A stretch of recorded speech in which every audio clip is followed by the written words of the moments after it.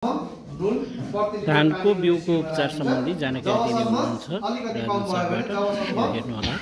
अन्डा तलबाट माथि आउँदैन है, तलबाट माथि आउँदैन हैन। अब हामी राख्छौँ है त नुन। यो कति जति छ पानी? 1 लिटर ओभर होला, 2 लिटर होला। यो पनि नुनै हो है। मैले भने नि यसको यो घाँडो हो कि यो नुन हालेपछि यो अब यो समस्या यो भयो है। ल किङ्सर आउनु, लोसर आउनुहोस् यता। लोसर यता आउनु। यसमा अन्डा हाल्नुहोस्। जुन चाहिँ हाल्नुको लागि है।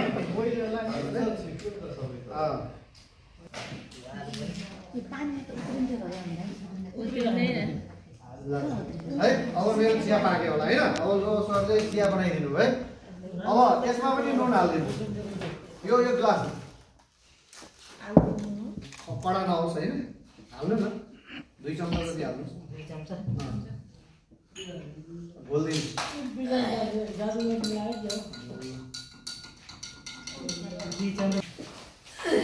अझै नि एउटा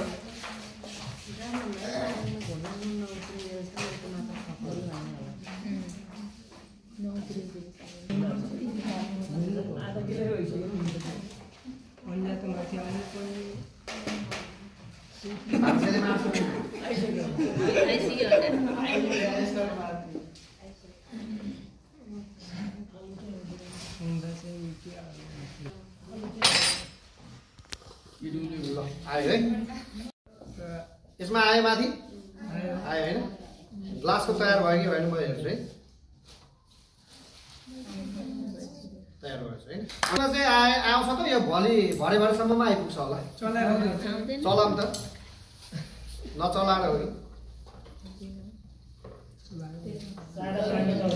अन्डा र यो आलु हामीले किन राख्छौँ भन्दाखेरि पानीको घोल चाहिँ धानको बिउ छान्नको लागि तयार भयो कि भएन भनेर थाहा पाउनको लागि हामीले मापन गर्नको लागि चाहिँ हामीले यो नुन राखेको छौँ।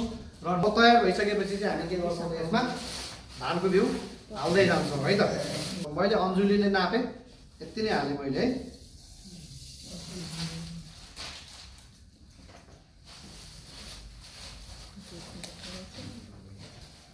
यति नै थियो होला होइन, बढी थियो? त्यति नै थियो। नाप्ने तपाईँ आफै।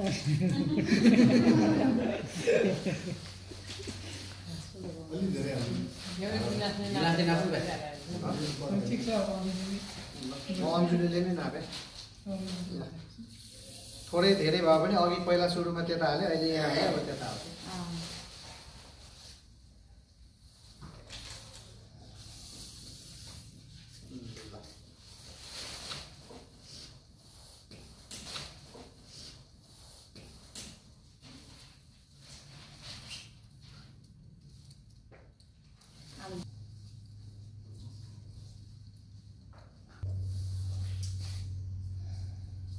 चलाइदिनु भयो।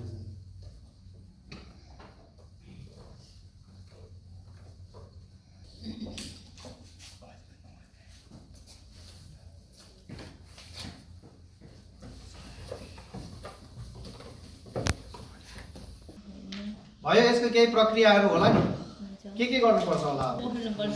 हजुर, यो नुन भएकोलाई चाहिँ हजुर 4-5 पानी पखाल्नै पर्छ। पखाल्नै पर्यो। किन पखाल्ने?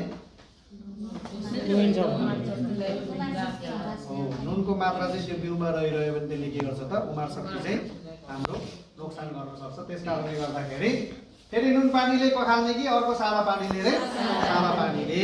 अब यसरी हामीले यो तैरिएको बिउहरूलाई चाहिँ हामीले यसरी निकाल्न सक्छौँ है। यो तैरिएको बिउहरूलाई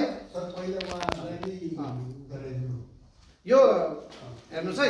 अब यो तैरिएको बिउ